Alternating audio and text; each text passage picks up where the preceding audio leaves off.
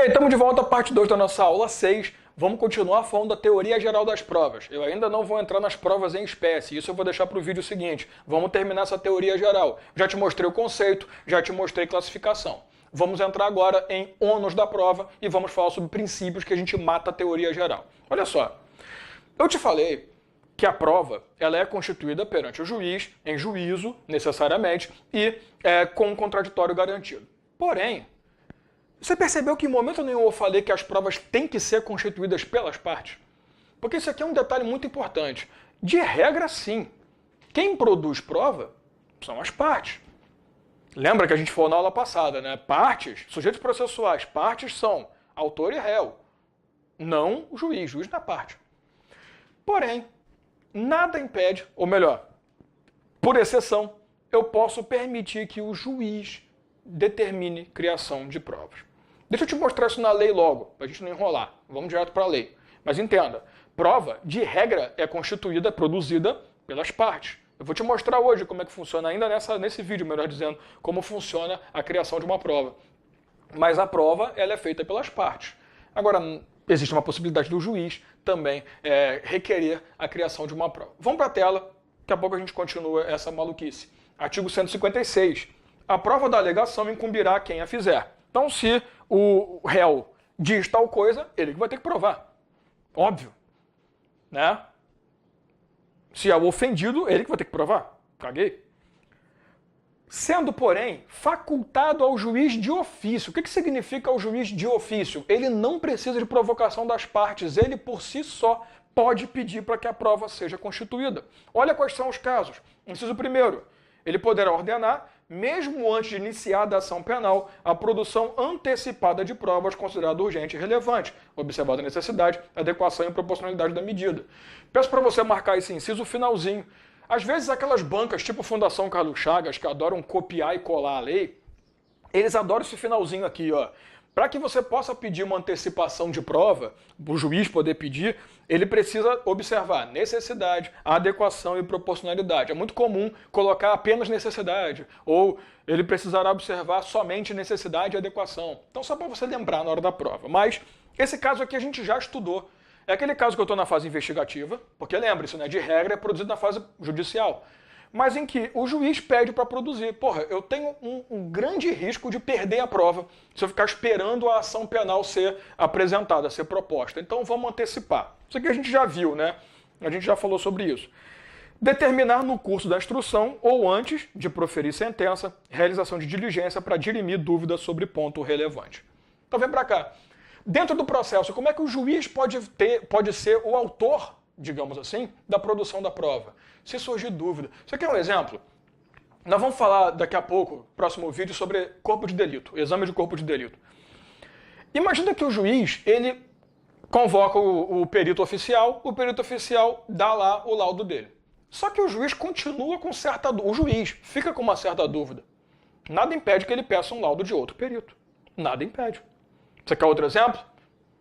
O réu é interrogado pelo juiz. Depois a gente vai falar de interrogatório também, as partes vão poder depois, se o juiz quiser liberar, né? Mas o juiz interroga. Mesmo que depois do interrogatório, se o juiz fica, pô, ainda estou com dúvida, ele pode reinterrogar o réu. Tem problema? Nenhum.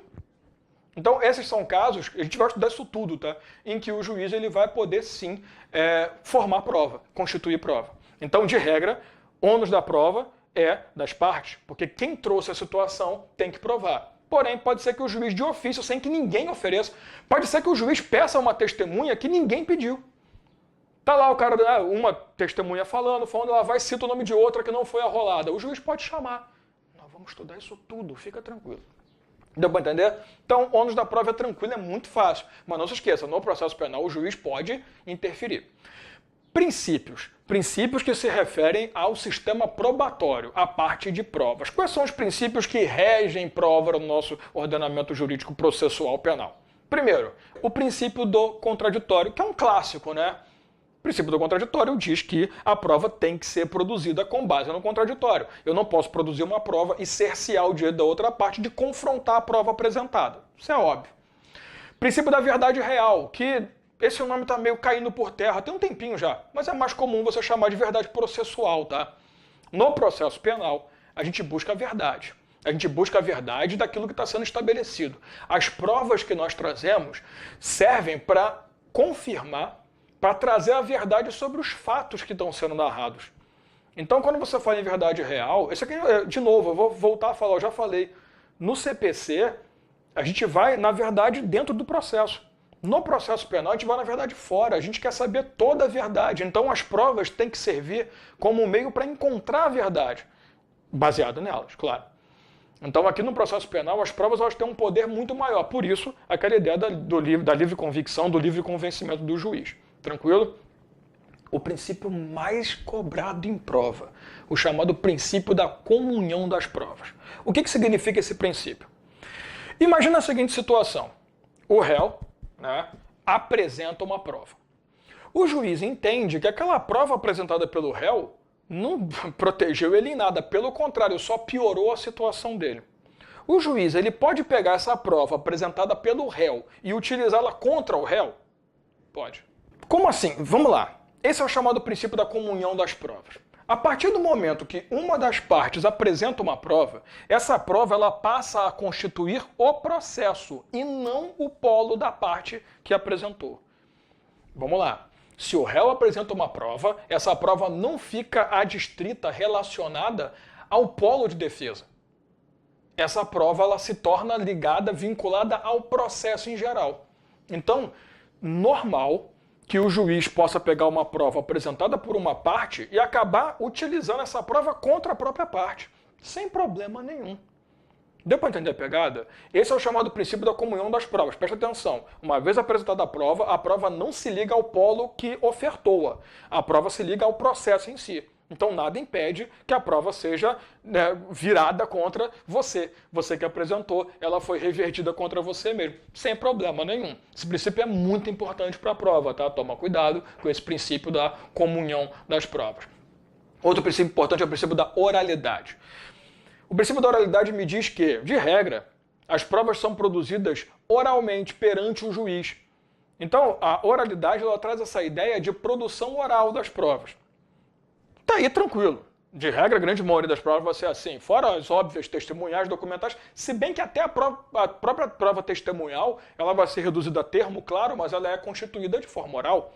Não é que vai ser todos os casos. Tem prova que se forma por si, se forma escrita, não tem problema. Mas a regra maior é que a prova seja constituída perante o juiz de forma oral. Olha só, o princípio da oralidade se divide em 3 subprincípios, que pode vir na sua prova como princípio independente, não tem problema. Primeiro, o princípio da concentração. O que significa isso? É importante que todas as provas sejam produzidas na mesma audiência.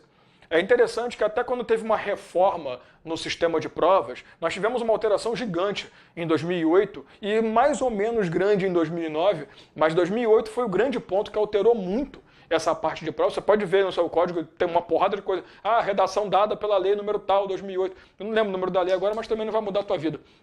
Mas a lei que reformou esse sistema, ele trouxe até, para você ver como é que chegou nesse ponto, as alegações finais, que lá no finalzinho o cara vai tentar convencer pela última vez o juiz, que antigamente, né, era muito comum apresentar em escrito, os chamados memoriais. A própria lei agora fala que a alegação final tem que ser apresentada logo na sequência, dentro da audiência. Então esse é o princípio da concentração. As provas têm que ser concentradas na mesma audiência de preferência. Então vamos embora, vamos produzir, parceiro. Tranquilo?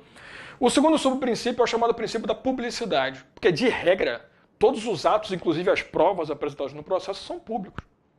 E você já estudou isso pra cacete. Ah, Dalmo, mas tem exceção, lógico. Lei, lógico. Você já sabe. O princípio da publicidade também não é absoluto, é relativo. Então, se tiver ali uma situação de menor, por exemplo, você não vai tornar público tudo que está sendo falado. Se for alguma coisa que pode acabar atingindo a intimidade de alguém, aquela prova, tu não vai tornar público, né? Terceira situação, o princípio da imediação. O juiz ele tem que ter contato com a prova. Ele tem que ter contato. Por isso que é importante a oralidade. O juiz tem que ter contato com a testemunha. Ele tem que falar, ele tem que perguntar, tem que estar ali. Não é simplesmente, alguém escuta aí e depois me fala. Não, o princípio da imediação é isso. Ele tem que estar ali. O juiz tem que ter contato com a produção da prova, tem que estar presente. Por isso que a gente falou lá na aula anterior, no vídeo anterior, no conceito de prova. Prova é produzida perante o juiz. Tá tranquilo? Outro princípio interessante é o chamado princípio da autorresponsabilidade das partes. Lógico, se eu produzo uma prova, eu sou responsável por ela. Imagina o seguinte, eu estou acusando você de ter matado meu irmão. Aí eu chego lá e falo assim, eu tenho prova, eu tenho uma carta redigida pelo acusado, eu tenho uma carta redigida por ele, ameaçando meu irmão e dizendo que ia matar exatamente do jeito que meu irmão morreu. Quer ver? Tá aqui. Aí quando é feita ali a análise da carta, descobre se a carta é falsa. A parte que ofereceu aquela carta como prova vai se responsabilizar pelo que ela... Mas e muito. Mas vai se responsabilizar pra cacete. Pode virar até um crime de denunciação caluniosa contra esse cara. Crime de falsificação de documento, dependendo do tipo de documento ali. Cara, o cara pode se estrepar pra cacete. Então tu imagina, você quando produz uma prova tem que ter responsabilidade sobre ela. Então, cuidado, né, com a prova apresentada. E por fim, o princípio da não autoincriminação, que a gente já falou dele várias vezes. Não tem obrigação nenhuma de produzir prova contra si mesmo. Lembra que a gente falou, por exemplo, na reconstituição? O cara não tem obrigação nenhuma de participar, o acusado, da reconstituição, porque ele não tem que produzir prova contra si. Né? Tem a história do direito de ficar calado, permanecer calado. O cara não tem que produzir prova contra si mesmo. Então a ideia do princípio da não autoincriminação a gente já falou pra cacete, já aprofundou muito nele. Por último, qual é o procedimento para a produção de uma prova? Quais são as etapas da constituição de uma prova? São 4 etapas que você vai dividir. A primeira etapa é chamada etapa da proposição. A parte propõe ao juiz que aquela prova seja constituída. Então, por exemplo, imagina que eu quero constituir uma prova, eu peço ao juiz que seja feita uma perícia. Eu estou propondo. Juiz, eu gostaria de pedir um perito, oficial, não oficial, seja lá como é que vai ser, para que esse perito faça uma análise e tal. Beleza. Aí você vai para a admissão, que é a etapa em que o juiz vai deferir ou não o pedido. É o momento em que o juiz aceita. Não, tudo bem, sua proposta está aceita, deferido o seu pedido, sem problema. Ou sua proposta não foi aceita, vai para casa do cacete indeferido. A terceira etapa, caso deferida a proposta de prova, claro, a produção da prova. Porque se for indeferido, para aqui, né? Produção da prova. Pedir a perícia, o juiz deferiu, vamos para a perícia. Aí o perito vai fazer a parte dele. Produziu a prova, nós vamos entregar essa prova para o juiz, óbvio, e ele vai realizar a 4ª etapa, a 4ª fase, que é a chamada valoração da prova. O que é isso? Lembra que eu te falei? Princípio da livre convicção motivada do juiz. O juiz ele tem liberdade de dar, inclusive, uma valoração. Às vezes você pode apresentar uma prova que, para você, é a prova que resolve qualquer dúvida, o juiz vai olhar e falar, prova boa. Prova legal. Porque quem vai dar o valor, quem é que vai olhar para a prova e falar, putz, essa prova aqui é importante, pô, essa prova que é uma bosta, é o juiz. Cuidado que não existe, nós não adotamos, tá, o sistema de prova tarifada.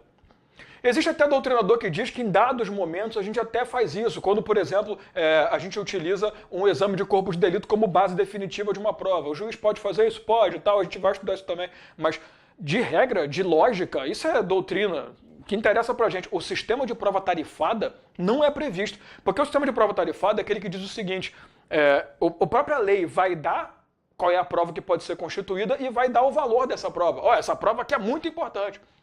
Você deve ter ouvido falar, é muito comum o pessoal falar assim, a prova mais importante é a confissão. Porra nenhuma.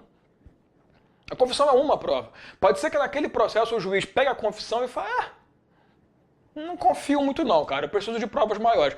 Porque esse cara deve estar protegendo alguém, esse cara está defendendo alguém, não tem problema nenhum. Deu para entender a jogada? Então assim, toma cuidado, pelo amor de Deus, com essa história. Porque quando você fala em valoração, nós não adotamos sistema de prova tarifada.